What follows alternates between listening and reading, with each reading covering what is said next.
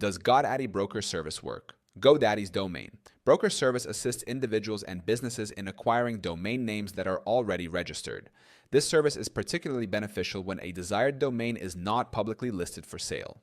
Service overview. Process. GoDaddy's brokers employ specialized tools to locate and contact the current domain owner, negotiate terms, and facilitate the transfer if an agreement is reached. Fees. The service involves an initial fee of $99.99, with an additional 20% commission on the final sale price. For example, if a domain is acquired for $10,000, the total cost would be $12,099.99.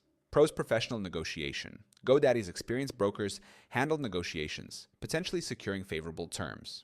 Anonymity. The service allows buyers to remain anonymous during the acquisition process. Access to resources. GoDaddy's extensive network and tools can increase the likelihood of successfully acquiring a desired domain. Cons: cost. The initial fee and commission can be substantial, especially for high-value domains. No guarantee.